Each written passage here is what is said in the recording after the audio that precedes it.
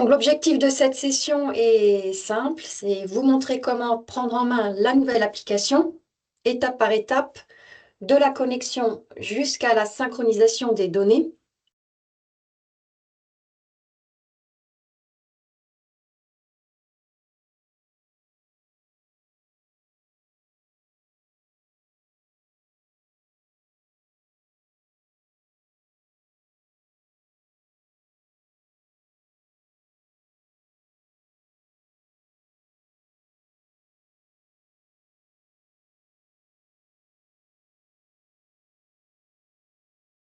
Alors, on va commencer par la toute première connexion. Contrairement à l'ancienne application, il n'est plus nécessaire de télécharger l'application depuis le Windows Store ou l'App Store. Désormais, TerraIndex Field fonctionne directement dans le navigateur. Donc, l'adresse, c'est field.terraindex.com et il faut ensuite renseigner votre adresse email et votre mot de passe. Et le mot de passe, il s'agit exactement du même que celui que vous utilisez pour l'application Bureau. Donc, un avantage important, c'est que vous n'avez plus besoin de générer un code PIN, ce qui simplifie donc l'accès. Quand vous vous connectez pour la première fois, il se peut que la langue affichée, enfin que l'application s'affiche dans la langue qui est celle de la langue de votre navigateur. Donc, vous avez la possibilité de modifier le langage en vous rendant sur votre profil en haut à droite et de cliquer sur Langue pour choisir la langue dans laquelle vous souhaitez travailler avec TerraIndex. Il fera une mise à jour également des modèles de saisie. Donc, le but, c'est une application pour le terrain. Donc, c'est que vous puissiez travailler sans connexion Internet sur le terrain. Donc, vous pouvez installer localement l'application sur votre tablette. Il suffit de cliquer sur Installer TerraIndex en haut à droite. Donc, malheureusement, moi, tout est en langue hollandaise, mais il vous demande tout simplement est-ce que vous voulez bien l'installer, oui ou non. La procédure dépend légèrement du navigateur.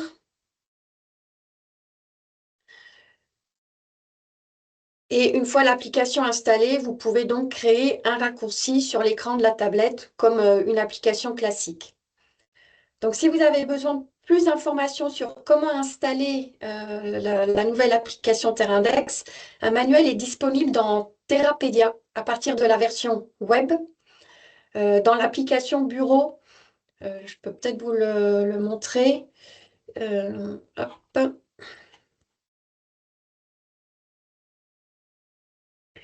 Dans l'application Bureau, en cliquant sur les trois barres horizontales à droite, vous avez accès à Terrapedia et il faut choisir le menu manuel d'utilisation. Et en bas, vous avez TerraIndex Field App. Et ici, donc, vous pouvez télécharger les instructions d'installation qui sont décrites en fonction de chaque navigateur. Je reviens dans Field. Donc, encore une fois, si vous avez des questions, hein, n'hésitez pas à m'interrompre. Oui, bonjour. Bonjour. Cyril, Solaire IDE. Bonjour Cyril. Juste une remarque, parce que nous, on utilise des iPads donc, avec iOS.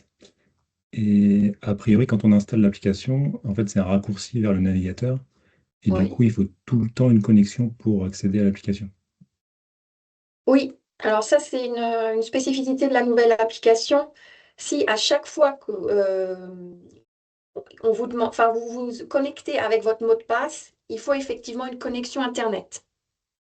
Une fois Mais connecté, vous même pouvez. pour ouvrir l'application, en fait, si on n'est pas connecté, l'application s'ouvre pas. euh, et est-ce qu'avant, vous vous êtes déconnecté de l'application? Non, non. Donc, on ne vous demande pas un mot de passe ou votre adresse email? Si, si, mais quand on veut la rouvrir et quand on n'est pas connecté, ça marche pas. Ok, parce que normalement, si vous fermez l'application sans cliquer sur se déconnecter et que vous l'ouvrez à nouveau, normalement, il n'y a pas besoin de connexion Internet. Là où il y a besoin d'une connexion Internet, c'est si vous vous êtes déconnecté et que vous ouvrez à nouveau l'application. Bah, à vérifier, mais il me semble que ça marche pas comme Oui, ça. très bien. Ben, je vais le noter, puis effectivement, je vais en discuter avec le reste de l'équipe. Parce Ok. que l'ancienne application, effectivement, vous vous connectez avec un mot de passe par défaut, c'était offline. Tandis que là, le but, c'est que si vous vous connectez avec un mot de passe, c'est online. Et une fois connecté, vous pouvez supprimer la connexion de l'iPad ou de la tablette, la connexion Internet. Donc oui, très bien. Ben, je note ça. Merci. Merci à vous pour ce retour. Alors, on continue. Pour créer ou récupérer un projet, donc on voit maintenant l'écran d'accueil affiche la liste de vos projets, comme dans l'ancienne application. Pour ouvrir un projet, il suffit de cliquer dessus, mais vous pouvez également créer un nouveau projet ou récupérer un projet existant. Et pour cela, il faut utiliser l'icône plus qui se trouve en haut à droite. Et en cliquant plus, donc vous saisissez le code du projet. Et le système va vérifier automatiquement si le projet existe déjà. Et s'il existe déjà, bah, il va aller le télécharger. Et par contre, s'il n'existe pas, il va créer un nouveau projet. Donc, il vous indiquera, là ici, dans l'exemple, j'ai été récupérer un projet qui existe déjà sur le web. Mais si c'était un projet qui n'existait pas, un message apparaît me disant, voilà, le projet n'existe pas, est-ce que vous voulez le créer, oui ou non? Donc ça, c'est une petite différence par rapport à l'application antérieure où avant, il y avait deux fonctions distinctes. Maintenant, elles ont été regroupées en une seule, pareil pour simplifier le processus. Et là, on voit que le nouveau projet a été récupéré sur la tablette. Donc, on va ouvrir un nouveau projet en cliquant dessus. On arrive sur l'écran principal du projet qui affiche toutes les informations générales du projet. L'écran est organisé en fait en deux parties. On a au centre le contenu, donc des informations qui décrivent le projet. Et à gauche, on a la navigation en fait, les différents menus qui permettent d'accéder aux différents niveaux d'information.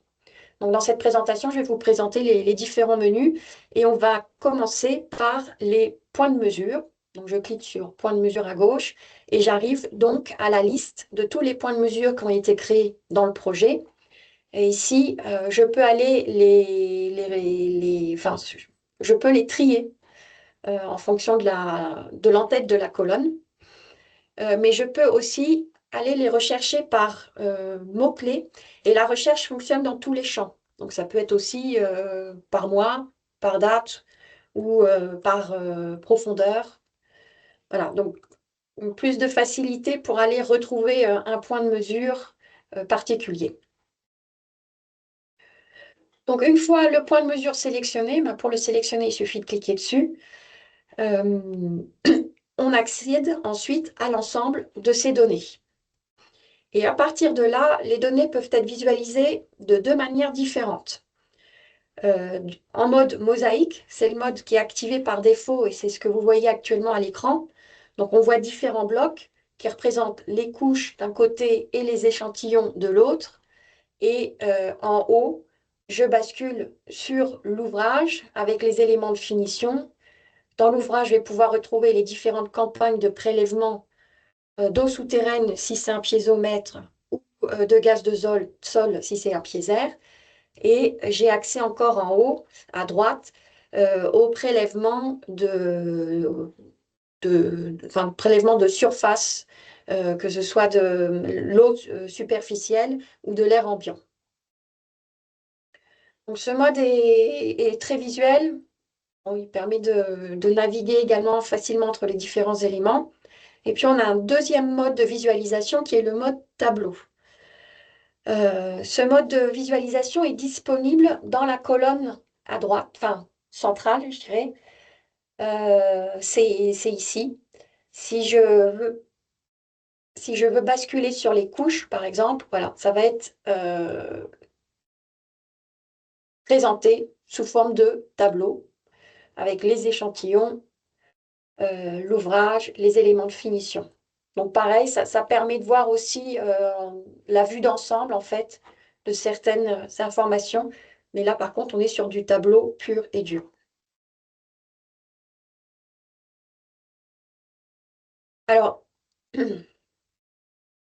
si on souhaite modifier les informations d'un point de mesure, je vais cliquer sur un point de mesure en général. Je vais revenir sur la couche en mode mosaïque, pardon. Donc, pour modifier les informations d'un point de mesure, il faut utiliser l'icône en forme de crayon qu'on a en haut à droite pour le mode mosaïque. Sinon, je vais le retrouver également en haut de la colonne intermédiaire si on préfère travailler en mode tableau. Alors, j'ouvre ici en mode tableau et ce qui se passe, c'est que le formulaire de saisie apparaît sur l'écran principal. Et à partir de là, je peux modifier les informations à l'intérieur du point de mesure. Ici, je vais montrer, hop, n'importe quoi. Machine de forage pour les appareils utilisés. Et de cette manière, le formulaire de saisie reste en fait fixe. Si je change de point de mesure, il reste affiché. Évidemment, il va se mettre à jour avec les informations du point de mesure sélectionné, mais je n'ai plus besoin comment dire, de sauvegarder les informations que j'ai renseignées.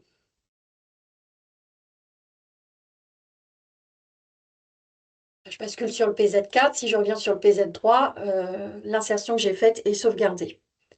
Et je peux continuer ensuite, ainsi de suite, sur les différents points de mesure que j'ai sélectionnés. Alors, je peux aussi agrandir l'écran de saisie en diminuant la colonne intermédiaire, donc pour faciliter la saisie en fonction de la taille de votre écran de tablette. Et si je reviens en mode mosaïque, donc qui est toujours disponible dans la colonne intermédiaire, mosaïque, et que j'active l'icône du crayon pour pouvoir modifier le formulaire de saisie ou le descriptif du point de mesure, on voit ici qu'en mode mosaïque, par contre, le formulaire de saisie s'affiche sur un tiers de l'écran. Donc là, je dirais que c'est à tester en fonction de vos préférences, du matériel que vous avez, quel est le mode le plus agréable pour vous pour renseigner les modifications. Ici, pour ensuite faire disparaître l'écran de saisie, il suffit de cliquer sur la croix en haut du formulaire de saisie et je reviens en mode mosaïque à l'écran précédent.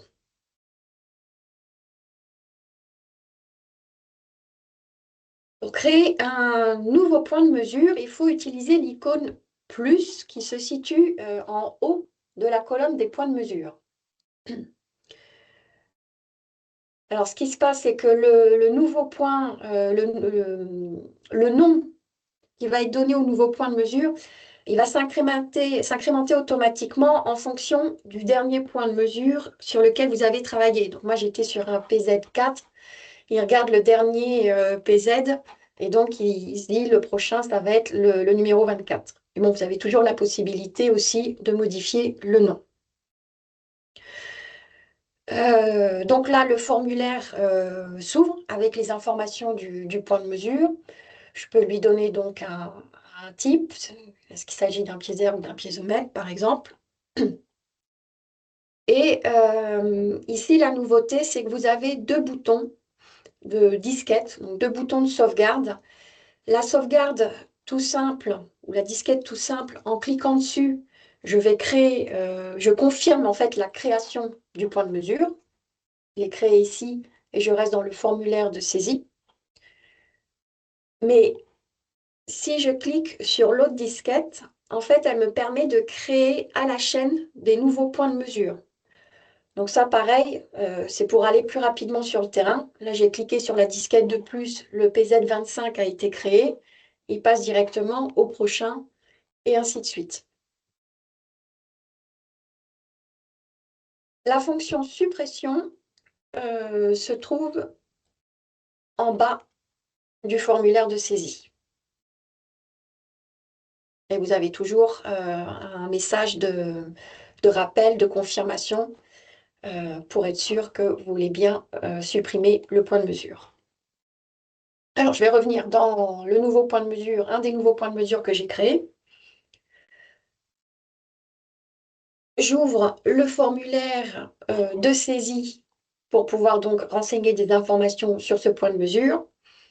Et ici, j'ai également la possibilité de dupliquer un point de mesure. C'est l'icône en haut à droite avec le crayon et l'écran. Ici, la fonction de duplication a légèrement évolué par rapport à l'ancienne application. Parce que ce qui se passe, c'est qu'on ne va plus copier un point.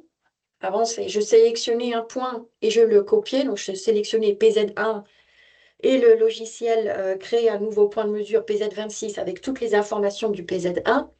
Ici, en fait, on crée déjà un point de mesure et on va récupérer des données dans un point existant. Donc là, il me dit, voilà, de quel point de mesure tu souhaites récupérer les données. Ben, je souhaite récupérer les données du point de mesure PZ1 que je veux insérer dans mon nouveau point de mesure PZ25.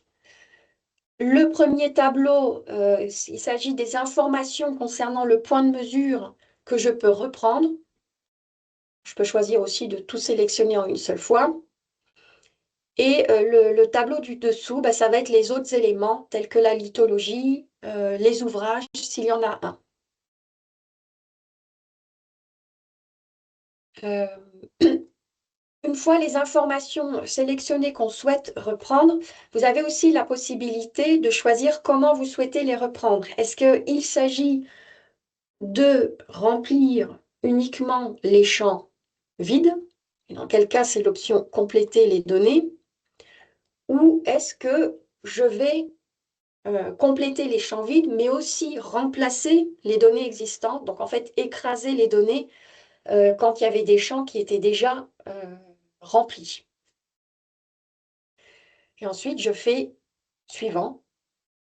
Et là, donc, on voit qu'il a rempli mon nouveau point de mesure avec les informations donc, qui avaient été renseignées dans le point de mesure PZ1, puisque c'était celui-là que j'avais sélectionné. Je me remets en mode mosaïque. Je vois que les échantillons donc, ont été repris parce que j'avais demandé à ce qu'ils reprennent les échantillons de sol.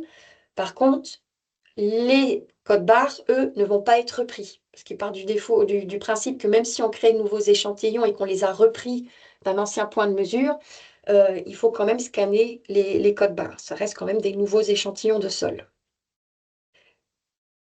Est-ce que c'est clair pour l'instant pour tout le monde ou est-ce qu'il y a des questions? C'est bon? C'est bon? Alors, je vais continuer. Donc, j'ai dupliqué un point de mesure. J'ai repris un certain nombre de couches. La descriptive des couches a également été simplifiée. Donc là, je prends l'exemple de vouloir créer une nouvelle couche. Maintenant, avant, il fallait renseigner tout un trajet hein, de la couche, du départ jusqu'à la fin. Il suffit maintenant d'indiquer la profondeur d'arrivée de la couche. Il part du principe que au-dessus, bah, c'est la couche, l'arrivée de la couche précédente. Elle se met automatiquement en dessous de la couche précédente. Concernant la texture, il est également possible maintenant de rechercher par mots-clés les textures et également au niveau des composants spéciaux où la liste peut être longue. Donc là aussi, je peux aller rechercher les composants spéciaux en tapant également des mots-clés. Je clique sur Enregistrer donc, pour sauvegarder mes modifications. Pareil, j'ai toujours mes deux boutons. La disquette simple, quand je clique dessus, je m'arrête à la création d'une nouvelle couche. Si je clique sur la disquette du plus, elle va, voilà, l'écran de saisie reste, le formulaire de saisie reste affiché à l'écran et je peux continuer ainsi de suite à créer de nouvelles couches. Toujours dans le but d'aller rapidement, de pouvoir saisir les informations rapidement sur le terrain.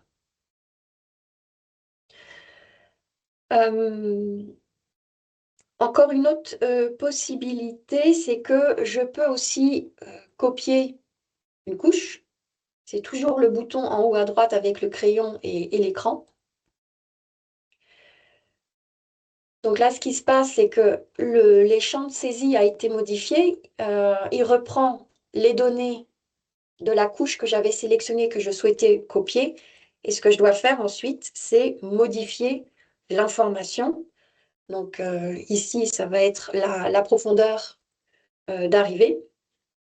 Je peux encore modifier également la texture si besoin est. Et je clique sur la disquette pour sauvegarder ma nouvelle couche. Et là, ce que j'ai fait dans cet exemple-là, c'est que j'ai inséré en fait une couche entre deux couches existantes. Bon, avant, il y avait deux fonctions différentes dans l'application ancienne. Il y avait est-ce que vous voulez insérer une couche, si jamais j'avais oublié de décrire une couche. Et puis, il y avait est-ce que vous voulez dupliquer une couche. Là, en fait, tout ça, je peux le faire à partir de rajouter une couche. Soit en indiquant, en rajoutant une couche, en indiquant la profondeur. Donc là, je vais ajouter la couche entre ces deux couches-ci, soit en dupliquant et j'indique alors la nouvelle profondeur. Donc toujours dans le souci de faciliter la saisie sur le terrain et en limitant le nombre de clics.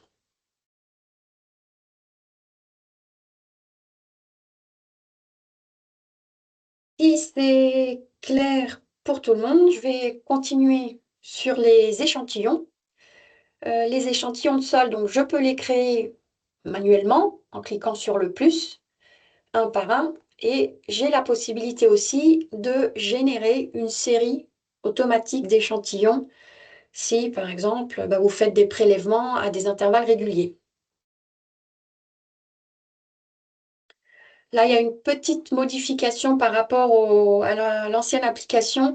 C'est qu'avant, on vous demandait également, est-ce que vous voulez tenir compte de la première couche, oui ou non? Ça, cette option a disparu. Il suffit en fait d'indiquer à partir de quelle profondeur vous souhaitez faire des prélèvements et jusqu'à quelle profondeur, les intervalles, est-ce que c'est tous les mètres, tous les 50 centimètres. Vous pouvez également rajouter un préfixe au nom de l'échantillon si vous le souhaitez. Et je génère, là donc il a généré deux échantillons automatiquement.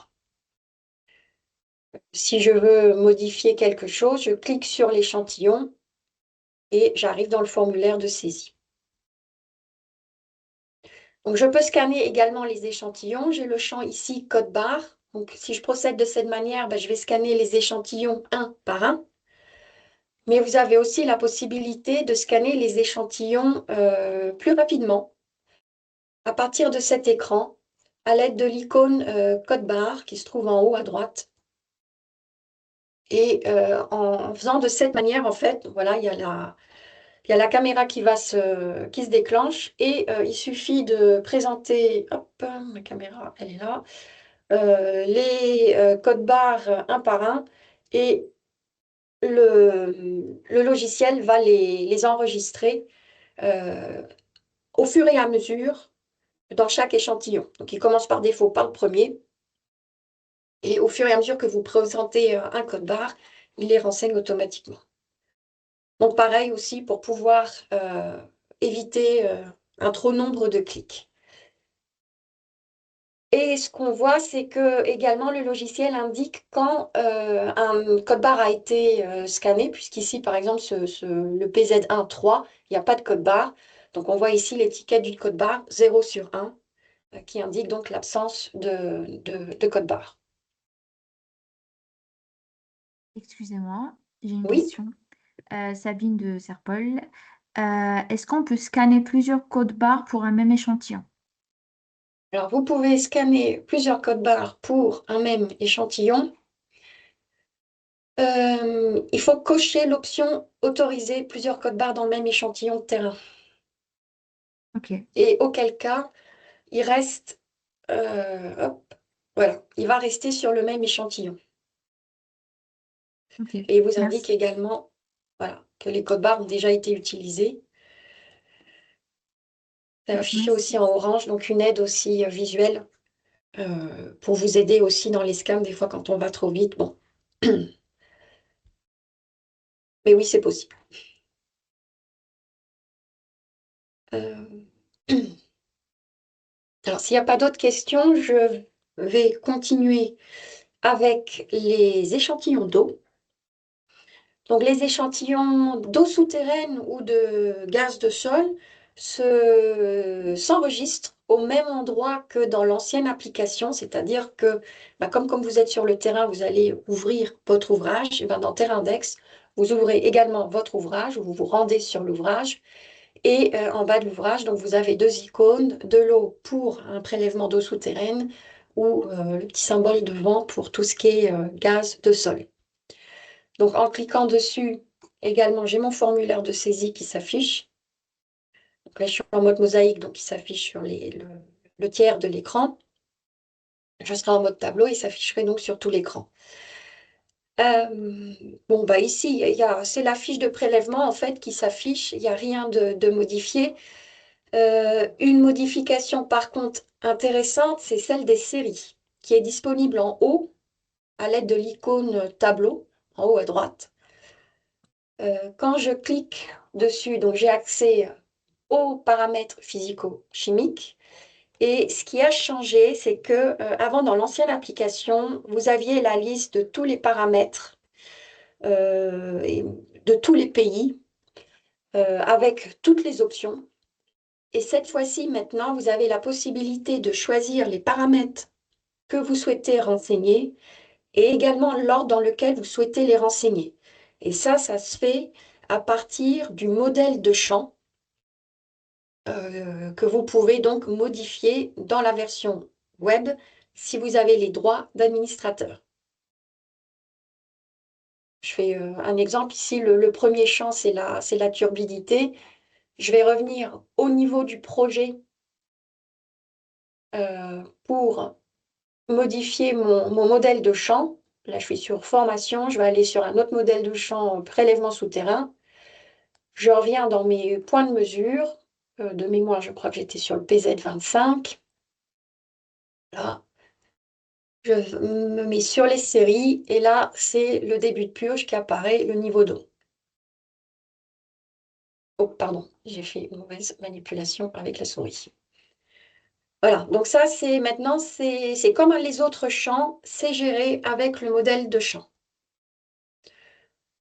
Donc ça permet donc également de faciliter la saisie des séries. Vous n'avez plus besoin de scroller, de faire défiler tout l'écran pour arriver aux paramètres que vous avez besoin. Concernant également les prélèvements d'eau souterraine.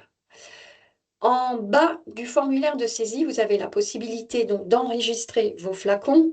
Comme pour les échantillons de sol, vous pouvez créer manuellement les flacons un par un, mais cette fois-ci, vous avez aussi la possibilité de générer euh, une série de flacons. Vous renseignez les champs principaux et vous faites générer. Et là, donc, il a créé les 3 flacons que je lui avais demandé. Je peux les modifier à l'aide de l'icône crayon. Par exemple, celui-ci, il est filtré. Et comme avec le sol, je peux scanner donc les échantillons un par un. Bon, moi, j'ai toujours mes mêmes bouteilles. Hop, mais ça, c'est juste pour avoir de la donnée. Et je fais enregistrer. Donc là aussi, c'est une petite nouveauté qui facilite aussi la saisie, surtout quand vous avez, je dis pas 100 bouteilles à créer par point de mesure, mais des fois ça peut être énorme. Donc là aussi pour aller plus vite.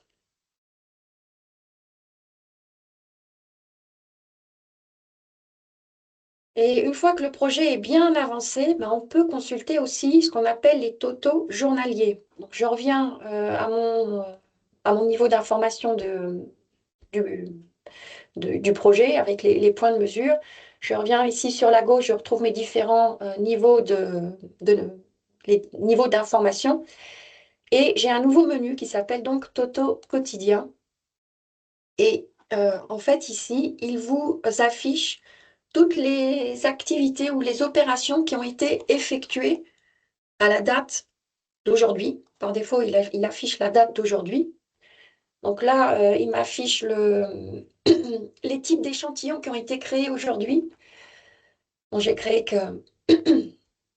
sur un point de mesure des échantillons de sol. J'ai créé 5 échantillons de sol, 3 échantillons d'eau. Il s'affiche en orange. Pourquoi? Parce que sur les 5, il y en a 3 qui ont un code barre. Les 5 auraient été scannés, ils seraient affichés en vert. Aucun n'aurait été scanné, il s'afficherait en rouge. Et je peux également vérifier si tous les échantillons créés ont un emballage. Ça peut être aussi intéressant si vous souhaitez passer une commande d'analyse dans TerraIndex, puisque sur la plateforme de TerraIndex, vous ne pouvez pas passer de commande d'analyse si vos échantillons n'ont pas d'emballage. Donc là, je vois que tous les échantillons ont bien un emballage. Il n'y en aurait un qui n'aurait pas eu d'emballage. Ici viendrait s'afficher sans emballage, et j'en aurais, s'il y avait 2 échantillons sans emballage, j'aurais ici 2 également écrits. Voilà, donc une manière rapide de contrôler un petit peu si les informations ont bien été enregistrées. J'ai également la possibilité de regarder ce qui s'est passé les dates précédentes. Et dans une prochaine actualisation, on rajoutera également l'année. Parce que si vous travaillez sur un projet qui existe depuis longtemps, c'est quand même bien d'avoir également l'année de saisie. Une autre fonctionnalité qui a un petit peu évolué, c'est la carte. Alors, la carte, je peux y accéder à partir du projet, donc ici, mais je peux aussi y accéder à partir des points de mesure. Donc, je sélectionne un point de mesure et quand je suis dans le point de mesure, sur le tableau, sur la colonne intermédiaire, j'ai l'icône carte. Et l'avantage de choisir la carte à partir du point de mesure, c'est que ça va zoomer directement sur le point de mesure. Et sur votre droite, vous voyez un certain nombre d'icônes que je vais vous expliquer une par une. Je vais commencer par l'icône du bas. Quand je clique dessus, la carte va s'afficher en plein écran. Donc ça peut être aussi pratique pour mieux visualiser où vous vous trouvez, où se trouve le point de mesure et les alentours. Pour désactiver le mode plein écran, je clique à nouveau sur l'icône. L'icône du dessus, ça me permet d'afficher des couches de cartes.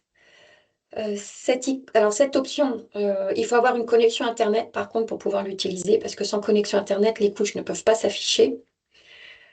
Une petite nouveauté, c'est qu'on a rajouté également des couches de cartes standards pour la France, comme le cadastre par exemple, mais aussi d'autres fonctionnalités. Et il est toujours possible de rajouter vos propres couches si elles ont été enregistrées sous format KML ou sous format CLIC si vous travaillez en Belgique. La troisième icône en partant du bas permet d'activer le GPS. Alors ça va être soit le GPS interne de la tablette, soit le GPS externe si vous avez fait une connexion de votre tablette avec un GPS externe. Donc là, voilà, il a pris la connexion Internet, je suis actuellement au bureau, donc aux Pays-Bas, et il a recentré la carte sur ma position actuelle. La petite boussole, je ne peux malheureusement pas vous montrer comment elle fonctionne parce qu'elle elle peut être activée que sur un écran tactile. C'est-à-dire qu'avec, vous pouvez en fait faire pivoter la carte. Ça peut être également une aide pour s'orienter. Et si vous voulez remettre, parce que par défaut, la carte est orientée nord, donc voilà, vous pouvez la faire pivoter. Et pour revenir à l'orientation nord, il suffit de cliquer à nouveau sur c'est pas une boussole, mais la flèche du nord, on va dire. Donc ça aussi, c'est une petite nouveauté. Les icônes du haut. L'équerre, c'était une fonction qui existait uniquement sur les tablettes Windows. Et à présent, c'est disponible également sur iPad et donc Android. Et elle est intéressante, c'est quand vous avez une mauvaise réception GPS, quand vous travaillez par exemple dans un sous-sol, dans un bâtiment. Auquel cas, ce que vous pouvez faire, c'est prendre un repère. Ça peut être un trottoir, ça peut être je sais pas moi, une porte, une entrée. Et ce qu'il faut faire, donc vous activez l'icône, il va vous demander donc de placer le repère sur la carte. Donc, je clique tout simplement sur la carte où je veux situer le repère. En cliquant sur suivant, j'ai la possibilité d'affiner le positionnement du repère. J'ai aussi la possibilité voilà, de tourner. Et une fois que j'ai positionné mon repère, je vais pouvoir lui indiquer où mon point de mesure se situe par rapport au repère donné. Et je fais enregistrer. Donc là, en fait, je vais déplacer mon point de mesure PZ1. Et je fais enregistrer. Et le PZ1 a été de cette manière repositionné.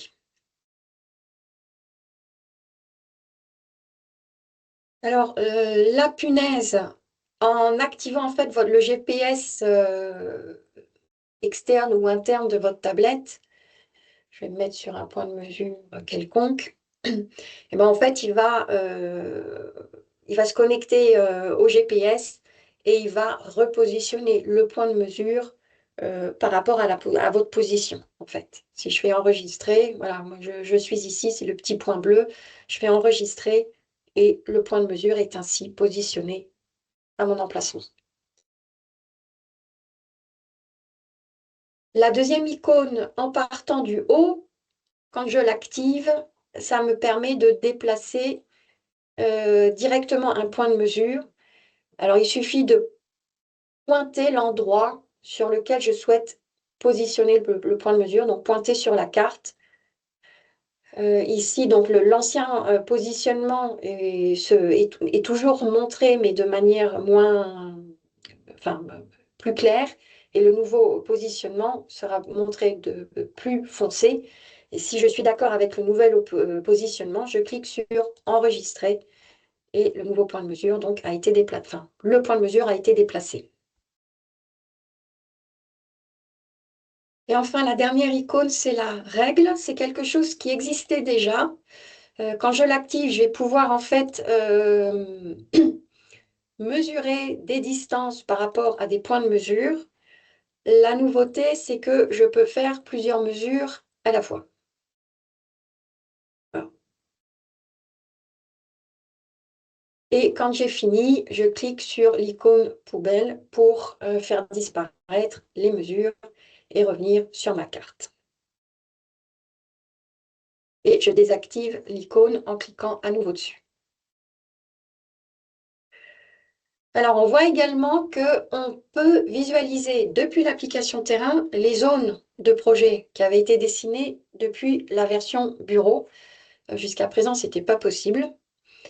Et ce qui se passe, c'est que vous aussi, à partir du terrain, vous pouvez dessiner une zone. Alors, je ne peux pas le faire à partir du point de mesure. Pour cela, il faut que je retourne sur mon menu de navigation. Soit je le fais à partir de la carte et je vais pouvoir dessiner en fait les contours du projet. Soit je le fais à partir de la zone. Donc ici, dans mon menu zone, j'ai accès à toutes les zones que j'ai déjà créées ou qui existent déjà. Je sélectionne la zone que je souhaite dessiner sur la carte et je clique sur carte. Alors, Il faut que je sente par contre sur l'endroit où se situe mon projet. Et là, s'affiche une nouvelle icône, un petit dessin. Quand je l'active, je vais pouvoir alors créer les contours de la zone que j'ai sélectionnée.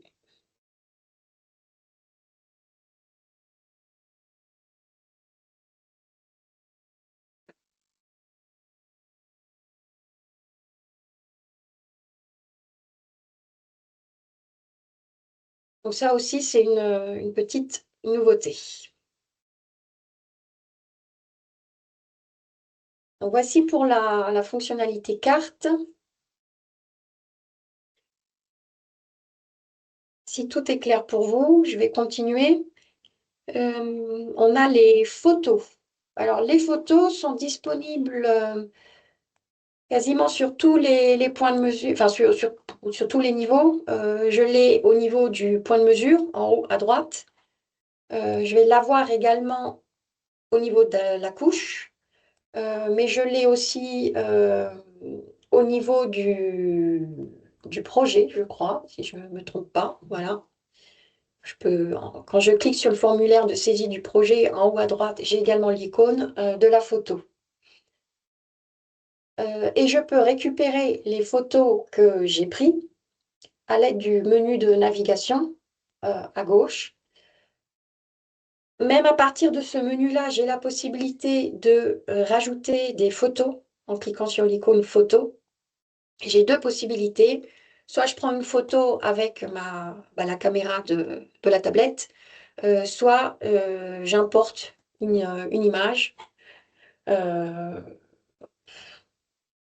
Ça, j'importe une image. Et ce qu'il affiche, c'est que celle-ci n'a pas été téléchargée. Ça veut dire qu'elle n'a pas été synchronisée. Quand elle sera synchronisée, ici, j'aurai le télécharger sur un. Et à partir de ce menu, je peux synchroniser les photos. Donc, quand j'ai pris plein de photos, il vaut mieux attendre d'avoir une bonne connexion Internet pour les synchroniser parce que ça peut durer longtemps. Et ici, j'ai la possibilité de synchroniser uniquement les photos. Et quand je reviens au niveau du projet, pardon, enfin de l'aperçu des projets, j'ai également la possibilité de synchroniser. Et cette fois-ci, j'ai deux options. Soit je synchronise toutes les données avec les photos, soit je synchronise uniquement les données. Donc comme ça vous permet de faire votre synchronisation en deux temps. Les données, c'est moins lourd que les photos. Donc vous pouvez le faire tout de suite sur le terrain avec une connexion Internet à votre téléphone ou si vous avez une carte SIM dans votre tablette. Et voilà, si vous êtes à l'hôtel ou à nouveau au bureau avec une meilleure connexion, vous allez pouvoir synchroniser les photos. Là, on voit synchronisation des médias du projet. Euh, voilà, ce qui peut éviter des délais de synchronisation trop longs. On voit ici donc que ma photo a bien été téléchargée, donc synchronisée avec la version bureau. Un autre point, ce sont les documents. Donc j'ai la possibilité également de consulter des documents Excel, PDF, Word. Par contre, quand vous synchronisez, ils s'affichent, mais vous devez encore les télécharger. Et pour les télécharger, vous avez besoin d'une connexion Internet. Pour l'instant, ça fonctionne comme ça, parce que si on les téléchargeait directement en synchronisant, ça peut aussi alourdir la synchronisation. Par contre, ce qu'on aimerait et ce sur quoi on travaille, sur quoi on se penche, c'est que vous ayez la possibilité de consulter les documents, de les modifier et quand vous faites la synchronisation, que ces modifications de documents soient aussi reportées ensuite sur la version bureau. Mais pour l'instant, c'est pas encore comme ça. Donc c'est effectivement téléchargé. Et, oui, donc il n'y a pas encore la possibilité depuis Field de télécharger un document. Enfin, de télécharger un document sur l'application Field. Vous ne pouvez le faire qu'à partir de la version bureau.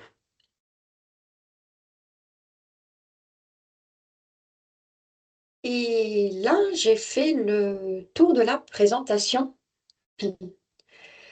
Euh, donc, c'est une application qui est plus simple, il y a moins de clics et donc qui doit rendre la saisie plus rapide sur le terrain. Est-ce que vous avez des questions ou est-ce que des choses que vous souhaitez voir plus en détail?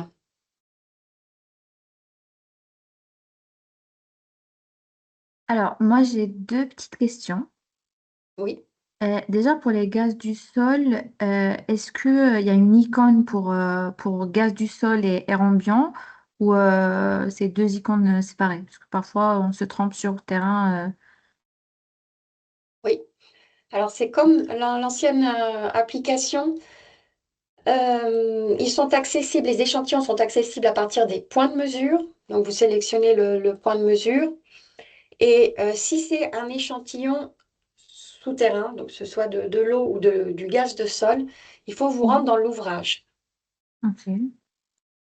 Et donc là, moi, j'ai un piézomètre, mais quand je clique sur échantillon, là, ça va être automatiquement un échantillon d'eau parce que j'ai déjà renseigné comme étant un échantillon.